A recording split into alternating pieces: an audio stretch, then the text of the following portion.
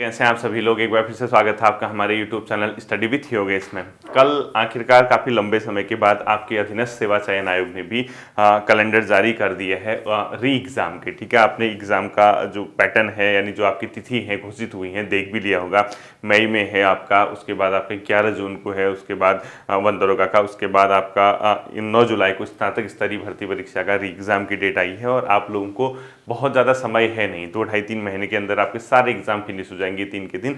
तो पुराने पैटर्न पे आप लोग आगे हैं, उस पर आपको जाना है और उसकी तैयारी आपको करनी है। ठीक है, इसके अलावा कल आपने देखा भी होगा जो अनुचित तरीके से जिनका एग्जाम में बैठे थे उनका भी नाम सार्वजनिक कर दिया। बच्चों ये होता ही है, ठीक है, गलत अगर कोई भी होता है कभी ना कभी उस चीज़ का मतलब सामने वो आ ही जाती हैं। तो इसलिए इन चीज़ों से बचना है, मतलब ऐसी चीज़ों से नहीं करना है, भले अपनी मेहनत पे भरोसा करना होगा। और कई बच्चे पूछ भी रहे थे सर आप भी मतलब किसी की मतलब किन्हीं की आप तारीफ कर रहे थे, वो भी आप मतलब तथाकथित रूप से वो स्क्रीनशॉट आपने देखा होगा कई बच्चों देखो आप मुझे जो बताओगे आप, ठीक है, अगर आप ही अगर किसी एग्ज़ाम को क्रैक करते हो और अपने बारे में बताते हो, लंबे समय से मुझसे जुड़े हो और जो गाइडेंस लेते हो, उसके बाद अगर आपका चयन होता है तो खुशी तो मुझे होगी ही होगी। ठीक है, अब मुझे तो ये नहीं पता ना आप किस तरीके से चयनित हुए हैं, इस पर मैं कुछ भी नहीं कह सकता हूँ कि आपका जो साधन था आपने किस तरीके से उसमें चयन हुआ है, चाहे आप ही क्यों ना हो। अगर कल के दिन दोबारा एग्जाम कभी ऐसे होते हैं, आप मुझसे लंबे समय से जुड़े हैं और किसी बच्चे का चयन हो जाता है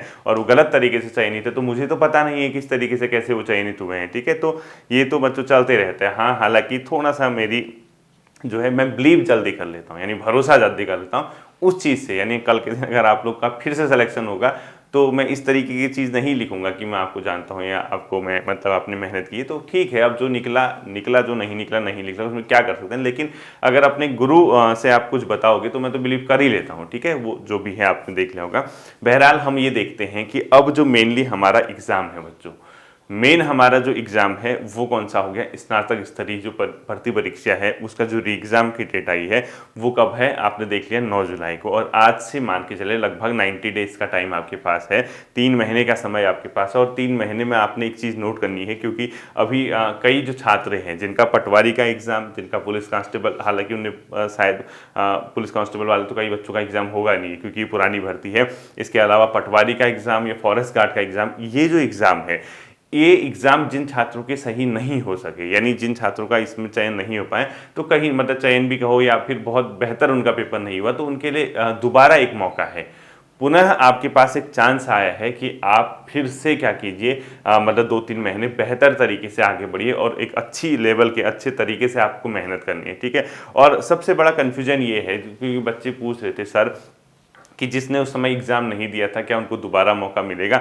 देखिए ये तो आपका आयोग जाने, जैसे यूकेपीएससी ने तो यूकेपीएससी का एग्जाम तो क्या था ना, बहुत ज़्यादा समय नहीं हुआ था भर्ती कैंसिल हुई, जो पटवारी वाला था, तो उसने री एग्जाम में सबको मौका दिया था। ठीक है, क्योंकि उसने कॉपी चेक ही नहीं की थी, उसने चयन ही नहीं, 12 फरवरी आपको देखो 4 दिन में पता चल गया था पटवारी वाला। तो उस समय तो उसके लिए कौन बैठा था एग्जाम में कौन नहीं था, इतना चेक करने से अच्छा तो उसको सबको बैठाने में उसके लिए आसान था। अब अधीनस्थ सेवा चयन आयोग के पास तो इतना लंबा समय मिल गया, उसने रिजल्ट भी जारी किया था। अब संभावित है कि जहाँ तक मैं समझ पा रहा हूँ वो उन्हीं को मौका देगा जिसने पहले एग्जाम दिया था। अब हो सकता है सबको दे या ना दे। दूसरा, कई बच्चे कहते हैं सर नए बच्चे विज्ञापन निकलेगा, विज्ञापन नहीं निकलेगा, विज्ञापन का तो कोई रोल ही नहीं है इसमें। ठीक है, क्योंकि वही एग्जाम री एग्जाम होना है, तो वही एडमिट कार्ड, वही आपके दोबारा रोल नंबर रहेंगे, वही मतलब सेंटर हो सकता है कुछ चेंज कर दें क्योंकि बच्चे कम हो जाएंगे, सबने तो इसको एग्जाम दिया नहीं था। ठीक है, ये मेन चीज़ है। अब देखिए, अब तैयारी का जो स्तर है, तैयारी कैसे करनी है, क्या करनी है, इस चीज़ को भी सबसे ज़्यादा फोकस अब आप लोगों को करना है। और मेनली आप ये समझना दोनों आयोग में डिफरेंस है, यानी आप यूकेपीएससी के पैटर्न को पिछले 2-3 एग्जाम से देख रहे हैं। ठीक है, यूकेपीएससी और अधीनस्थ सेवा चयन आयोग जो कि यूके है, इसका पैटर्न जो है अपना वो डिफरेंट है। अब मेनली ये होता है, देखिए ये लगभग 2014-15 से लगातार एग्जाम आपके करा रहा है पिछले 8-9 साल से। और इसके जो पेपर का पैटर्न था वो कहाँ था, वो जीरो से उठ के बढ़ते बढ़ते उसने क्वेश्चन का लेवल अलग अलग करते रहा, बहुत मतलब अलग टाइप के टिपिकल क्वेश्चन करते रहा। एक ऐसा समय आया जब यहाँ पर भर्ती प्रक्रियाएं जो हो रही थी इसमें धांधली सामने आई, और धांधली सामने आने के बाद वो लोग भी मतलब क्या करते हैं, बधाई के पात्र हैं जिन लोगों ने इसके लिए, ये जो धांधलियाँ हो रही हैं इसके लिए आवाज़ उठाई, इसके लिए वो आगे आए है और वास्तव में उन बच्चों का भविष्य, आने वाले फ्यूचर जो छोटे बच्चे हैं उन लोगों के भविष्य के लिए वो काम कर रहे हैं, वो सभी छात्र, वो सभी लोग बधाई के पात्र हैं जो इस मतलब गलत तरीके से, अनुचित तरीके से जो एग्जाम में बैठते हैं उनके अगेंस्ट वो खड़े हुए। ठीक है, तो मेनली क्या है, यहाँ पे जो एग्जाम होते थे, यहाँ पे अपने आप में जब भर्ती प्रक्रियाएं जो धांधली जो सामने आई, उसके बाद यहाँ से क्या हुआ, स्टाफ चेंज होने लगा। यानी जो भर्ती जिस एग्जाम को दिया था, जो बॉडी एग्जाम करा रही थी, अर्थात जो पेपर छाप रहे थे या जो अंदर स्टाफ कुछ लोग पकड़े गए उसमें, ये वो सब, उसके बाद आपका क्या होना है बच्चों, री एग्जाम। अर्थात यहाँ पे फिर से क्या होगा, न्यू स्टार्ट होगा। ये मेरा अपना तर्क है, ठीक है, न्यू स्टार्ट होगा। तो अब आप लोगों को क्या करना है, परीक्षा के पैटर्न का जो लेवल था, जो पहले पहुंच चुका था, उससे आगे न करते हुए पुनः आपको इसके सिलेबस को बारीकी से एक बार पढ़ लेना है। यानी अनावश्यक फैक्ट पढ़ने से अब भी आपको बचना होगा। इसलिए बचना होगा, ये मत समझना कि अधीनस्थ सेवा चयन आयोग अब एग्जाम करा रहा है तो उसी तर्ज पे कराएगा जो कराता था। कई क्वेश्चन ऐसे पूछता था जिसका बहुत मतलब सर पैर हाथ पांव होते नहीं थे, वो सडनली मतलब कोई गाड़ गधेरा ऐसे नाम, ये वो ऐसे क्वेश्चन भी आ जाते थे उसमें, तो वो लगता था कि यार क्या पूछ रहे हैं ऐसे क्वेश्चन, ये वो तो होता ही था वो। ठीक है, तो कहीं ना कहीं मान के चलिए अब स्टाफ चेंज हो चुका है, दोबारा नए सिरे से वो एग्जाम कराने वाले। इस दौरान जो एग्जाम पेपर बनाएंगे उन लोगों ने कहीं ना कहीं यूके SSS में जो लोग देखे हैं, उन्होंने यूके PSC के ग्रुप सी के पेपर भी देखे होंगे। ग्रुप सी के जो पेपर यूके PSC करा रहा है वर्तमान समय में, उन एग्जाम पे भी उन्होंने क्या किया होगा, काम किया होगा। यानी उस पेपर को बारीकी से देखा होगा कि किस तरीके से पैटर्न, क्योंकि आदमी एक दूसरे से सीखता ही सीखता है, कुछ भी हो। अब ऐसा तो होगा नहीं कि यूके SSS के जो पिछले, अब इसने क्या क्या करा दिया देखो आप लोग, पटवारी, पुलिस कांस्टेबल, कनिष्ठ सहायक यानी जूनियर असिस्टेंट, 3 एग्जाम और फॉरेस्ट गार्ड, ये ग्रुप सी के बड़े एग्जाम थे, 4 एग्जाम, ये तो इसने करा दिए। अब इसके पैटर्न को निश्चित तौर पे मान के चलिए इन लोगों की नजर होगी जो पेपर सेट करेगा। आप कुछ भी कर लीजिए, जिसको पेपर सेट करने की जिम्मेवारी मिलेगी, जो ये पेपर सेट करने वाले लोग होंगे, उनका कहीं ना कहीं किसी न किसी तरीके से इस चीज पे भी क्या होगा, ध्यान होगा। किस चीज पे, कि जो पेपर सेट हो रहा है, पेपर सेट करने वाले लोग जो पहले इस पेपर को देख रहे हैं कि कैसा बना है। तो आप ये मान के चलिए, ये मत सोचना कि अधीनस्थ के पास पेपर चला गया, आज 6 साल से पढ़ रहे हैं, 7 साल से पढ़ रहे हैं, और आप ये सोचेंगे कि नहीं अब तो हम बस हमारी फिर से लॉटरी लग गई है पुराने पेपर पे, पुराने ढर्रे पे। क्योंकि यूके PSC के पेपर को बहुत लोग ना, आप 6 साल से पढ़ो या आप 2 साल से पढ़ो, कहीं ना कहीं इसको लगभग सिमिलर ही जाता है। फिर यूके PSC तो पेपर ऐसा बनाता है, करंट को फोकस करता है, कंप्यूटर रीजनिंग को फोकस करता है। अधीनस्थ का क्या मतलब सीन रहा है इस आज से पहले, किस तरीके से क्वेश्चन, करंट अफेयर बहुत माइनर पूछता है। यानी पहले, आज की बात नहीं कर रहा मैं, करंट अफेयर वो पहले से ही कम पूछता है। एक चीज आपने नोटिस की होगी, जीएस वो बहुत ज्यादा नहीं पूछते थे, जीएस जो भी पूछते थे वो एनसीईआरटी बेस पूछते थे। आपने देखा होगा अधीनस्थ के पेपर में अधिकांश जीएस वाला जो पोर्शन आया वो किससे आया, एनसीईआरटी बेस्ड आया। हिंदी थोड़ा सा टिपिकल पूछता था अधीनस्थ सेवा आयोग, कौन सा वाला, पुराने पैटर्न पे जो चलते थे। यानी जो पहले जो वहाँ पे स्टाफ था या जो पहले वहाँ पे पेपर कराने वाली बॉडी थी, जिसको पेपर देने की जिम्मेवारी दी थी ये पेपर बनाने की, तो वो इस तरीके से पैटर्न पे क्वेश्चन पूछते थे। अब क्या हो गया, बीच में यूके PSC ने पेपर कराए, इसके पेपर का पैटर्न अलग है। इसके पेपर पे फोकस क्या रहता है, करंट अफेयर पे बहुत फोकस रहेगा, आपका जीएस पे फोकस रहता है, जीएस के अच्छे स्टैंडर्ड पे। ठीक है, इसके अलावा आपका जो रीजनिंग है और कुछ क्वेश्चन कंप्यूटर के, इनका पैटर्न ये है, ये इनका फोकस उस चीज पे रहता है। ये बहुत ज्यादा उत्तराखंड पे बहुत अनावश्यक क्वेश्चन पूछने पे इस पे बिलीव नहीं करते, और उत्तराखंड वगैरह भी पूछेंगे तो ये आर्थिक सर्वे से क्वेश्चन उठाना, सरकार के आंकड़ों से क्वेश्चन उठाना, कोई रिसेंट न्यूज़पेपर से क्वेश्चन उठाना, ऐसे क्वेश्चन ये यूके PSC पूछता है। जबकि ये ट्रेडिशनल पूछता करता था, यानी ये बहुत बाबा आदम के जमाने के क्वेश्चन, जैसे मौला राम, ये वो ऐसा वैसा, यहीं से क्वेश्चन आते थे। इन्हीं लोगों ने वो क्वेश्चन उस तरीके के पैटर्न पे क्वेश्चन पूछना शुरू किया था। ठीक है, अब मेन बात आती है कि नए सिरे से अगर एग्जाम हो रहे हैं तो नए सिरे से किस तरीके से हमें पढ़ाई करनी है, कैसी हम लोग स्ट्रैटेजी बनाएं। तो पहली स्ट्रैटेजी आप लोग ये मान के चलिए, क्योंकि आपका स्नातक स्तरीय परीक्षा जो सबसे बड़ी भर्ती है, इसमें आप जानते हैं कि 100 मार्क्स की आपकी क्या है, पेपर है। यानी 100 मार्क्स, और 100 मार्क्स में आप देखिए 20 मार्क्स की आपकी हिंदी, 40 मार्क्स की आपकी उत्तराखंड, और 40 मार्क्स में आपका क्या क्या आएगा, इसका GS plus reasoning plus computer. ठीक है, ये 3 पोर्शन आएंगे, जीएस के अंदर ही करंट अफेयर आएगा, और 40 मार्क्स का आपका उत्तराखंड आएगा, और 20 मार्क्स की आपकी क्या आएगी, जो हिंदी है। ये आपका सिलेबस है, ये आपका पैटर्न है इस पैटर्न पे। और हम लोगों ने क्या किया है बच्चों, काफी लंबे समय से हमने इसी सिलेबस पे क्या किया है, काम किया। यानी आप अगर एक चीज देखेंगे, बहुत लेंदी समय, बहुत एक मतलब लॉन्ग टर्म ऐसा था जिसपे हम लोगों ने क्या किया, इस पैटर्न के आधार पे तैयारी की और इस पैटर्न के हमें हैबिट है। इसीलिए देखना आप लोग, जब यूपीपीएससी ने पेपर कराने शुरू किए, बहुत लोग लड़खड़ा गए, मतलब उनके कदम डगमगा गए। वो डगमगा इसलिए गए क्योंकि आदत नहीं थी उनको वो हैबिट है ही नहीं कि ये किस तरीके के क्वेश्चन पूछता है और ये किस तरीके के क्वेश्चन पूछता है। इनके पेपर में cut off 60 number, 62 number, 65 number, 64 number जा सकती है, लेकिन यहाँ 75 80 नंबर कट ऑफ इसलिए जाती थी क्योंकि लंबे समय से बच्चे अभ्यस्त हो गए थे कि इसका पैटर्न ये है, रटा रटा है। मतलब उसने चेंज नहीं किया, यूके ट्रिपल सी ना पैटर्न नहीं बदलता था। वो क्या करता था, उसी जो सिलेबस को उससे हार्ड पे हार्ड कर देता है क्वेश्चन। ऐसा नहीं करता था कभी हिंदी बहुत इजी पूछ दे, जीएस बहुत टफ पूछ दे, ऐसा नहीं। वो हिंदी अगर 0 से स्टार्ट कर रहा था, उसी को हार्ड लेके गया।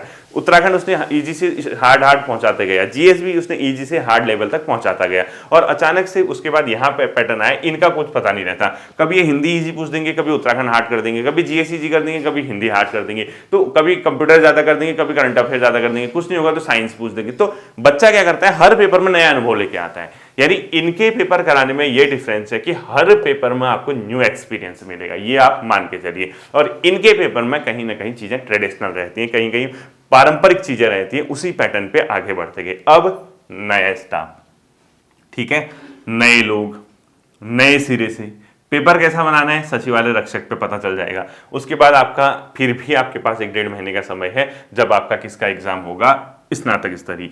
तब तक आप एक कहीं ना कहीं सचिवालय रक्षक के पेपर से अनुमान लगा लेंगे कि हाँ पेपर का पैटर्न कैसा है, यानी पेपर किस तरीके से बन रहा है। आप वहां पे क्या कर सकते हैं, अनुमान लगा सकते हैं। अब देखिए बच्चों, मेन क्वेश्चन उठता है कि सर अगर ऐसा है तो हम तैयारी का कौन सा अप्रोच अपनाएं। यानी मेन जो क्वेश्चन उठता है, आप बच्चों के दिमाग में क्वेश्चन आया, सर आपने बता दिया कि इस तरीके से चीज है जी, लेकिन हम कौन सा अप्रोच अपनाएं, हम ऐसा क्या करें कि यहाँ पे हमारा चयन हो जाए और यहाँ हम लोग सेलेक्ट हो जाएं जो एग्जाम हो रहा है। कहीं ना कहीं एक अप्रोच की बात आती है, कहीं ना कहीं छात्र सोचता है कि हमें किस तरीके से आगे बढ़ना है। जब हम ये जानते हैं, देखिए ना आप जानते हैं सॉरी, ना आप जानते हैं ना मैं जानता हूं, यानी पेपर का पैटर्न क्या रहेगा ये ना आपको पता है ना मुझे पता है। हमारे सामने सिर्फ और सिर्फ क्या है, सिलेबस है। इसीलिए एक्सपेरिमेंट नहीं करना है, अनावश्यक एक्सपेरिमेंट करने से बचना है, क्योंकि आप जितना पढ़ के जाते हो उसका 1% भी एग्जामिनेशन हॉल पे नहीं आता है। आप 100 नंबर का पेपर आता है, उस 100 नंबर के चक्कर में लाखों क्वेश्चन तैयार करके जाते हैं, चाहे वो हिंदी के हों, जीएस के हों, आपका उत्तराखंड के हो, हजारों लाखों क्वेश्चन आपके तैयार होंगे, पेपर आता है 100 नंबर का, ठीक है। तो कहीं ना कहीं बच्चों नए पैटर्न पे, क्योंकि हम इसकी अब बात नहीं करेंगे, अब हम सीधे करेंगे यूके ट्रिपल एससी की, ठीक है। नया स्टाफ, नए लोग, अब कैसा पेपर बनाएंगे ये कोई नहीं जानता है, ना आपको पता है ना हमें पता है। तो मेन क्वेश्चन उठता है कि सर हम आखिर तैयारी का अप्रोच क्या करें, हम कौन सा तरीका ये अपनाएं कि हमारा चयन हो जाए स्नातक स्तरीय भर्ती परीक्षा में, ठीक है। यानी हम इस पे चलते हैं। देखिए मैं आपसे कहूंगा, ये जो चीज है ये किसी को नहीं पता कि कैसा। अब आपको सबसे इंपॉर्टेंट चीज क्या है, इसका सिलेबस।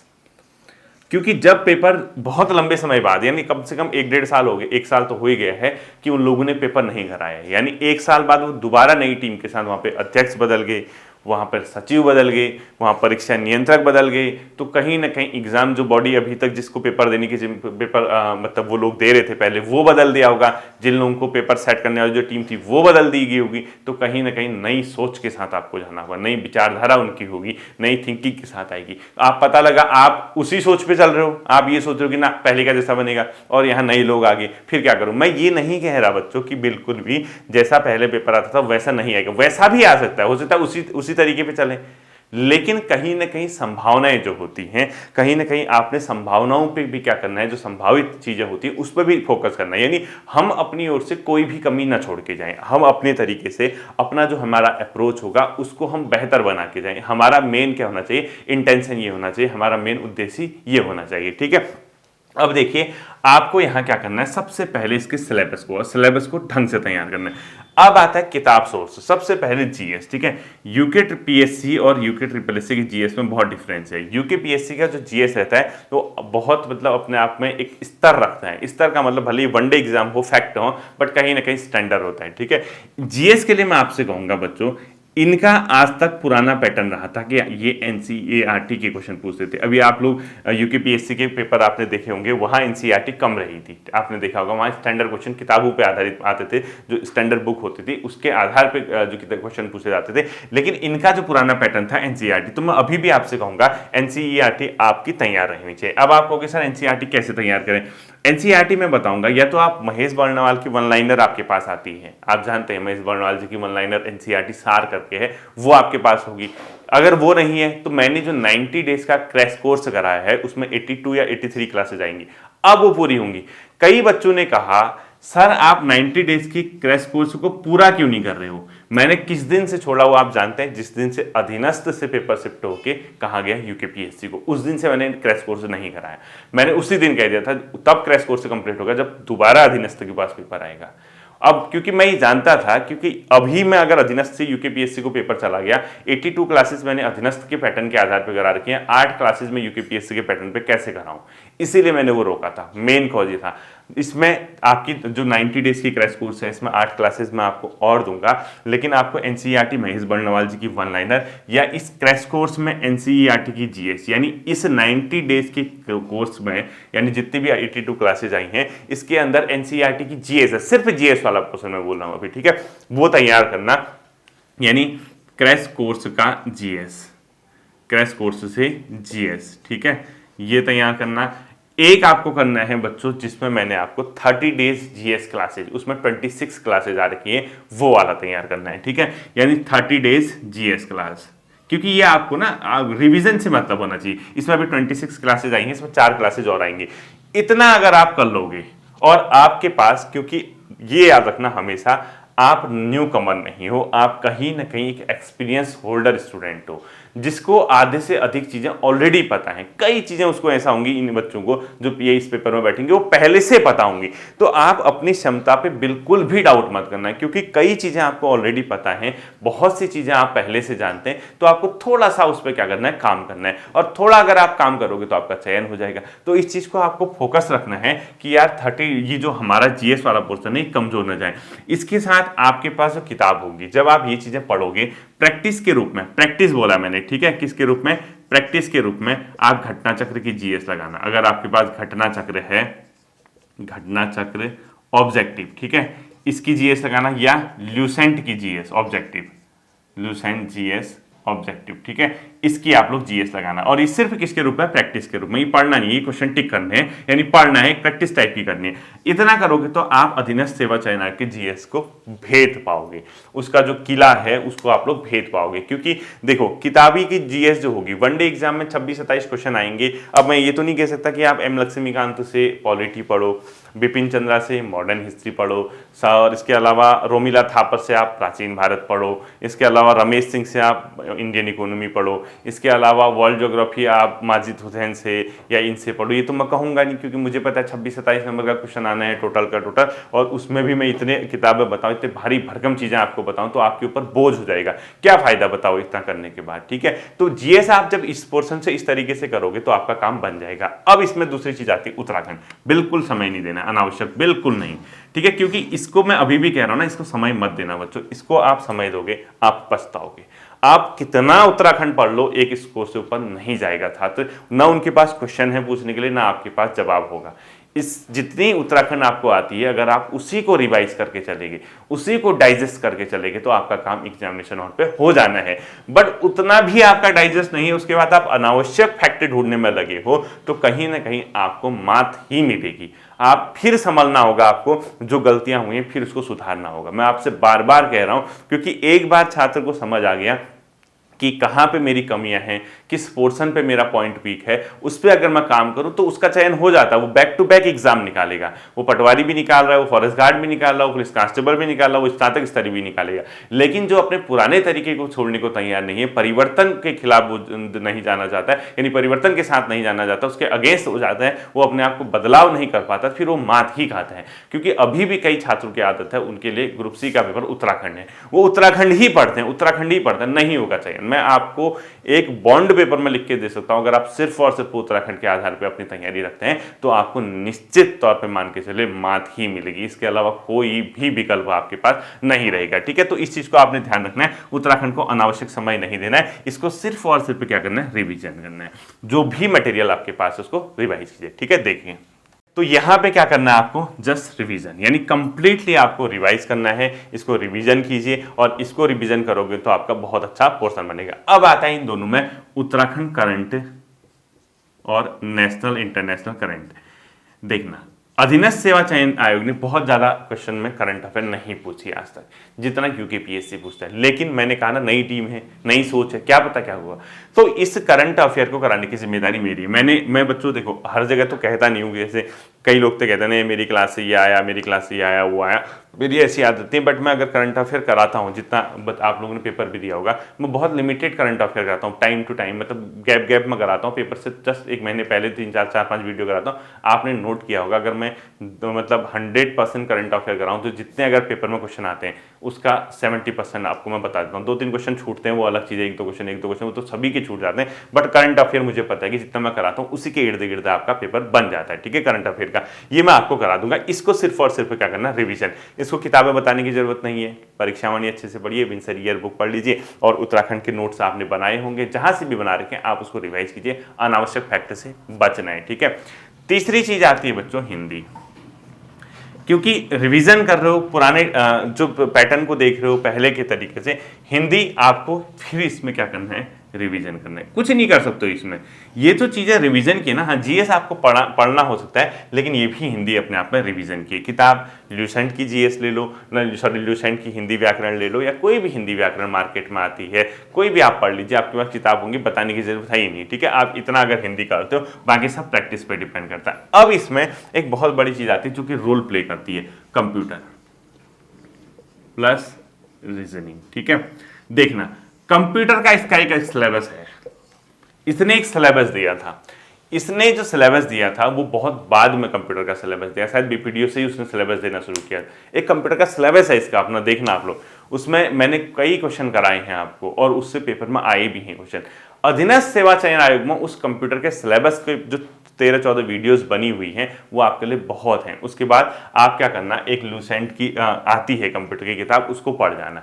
लूसेंट एक तो जनरल बुक आती है, उसमें नहीं, एक लूसेंट की कंप्यूटर की अलग से आती है 50-60 रुपए की, उसको आप लोग तैयार कर लेना, तो आपका कंप्यूटर बन जाएगा। रीजनिंग मुझे लगता नहीं कि आपको बहुत ज़्यादा इस पर समय देना चाहिए, कुछ चैप्टर हैं, कैलेंडर है, घड़ी है, 2-4 चैप्टर ऐसे हैं, उसको आप बीच-बीच में 1-8 घंटा प्रैक्टिस किया कीजिए, इतने से आपका काम बन जाएगा। ठीक है, तो इस तरीके से अगर आप चलोगे, एक मतलब होल अप्रोच अपनाओगे, अपना 3 महीने का समय है, इसमें दिन रात एक कर दोगे तो फिर भी आपके चेहरे पे मुस्कान आ सकती है, उन बच्चों के लिए जिनके कुछ पेपर प्रीवियस जो पेपर है वो अच्छे नहीं हो पाए। ठीक है, अब मेन क्वेश्चन आता है कि सर अगर आरओ का विज्ञापन आता है, 18 जून जो टेंटेटिव डेट बताई गई है, जो प्रस्तावित तिथि एग्जाम की बताई गई है, अगर वो डेट आ जाती है तो उसमें हम क्या करें, हमारा क्या अप्रोच होना चाहिए। देखो, अगर आप ये सब चीजें पढ़ोगे, क्या आपका आरओ में काम नहीं आएगा क्या? वो तो प्रीलियम से है ना, उसमें सिर्फ आपको एक्स्ट्रा जो पढ़ना है। अब 40 नंबर की यहाँ उत्तराखंड पढ़ लो, आरओ में क्या आएगा 40 नंबर का?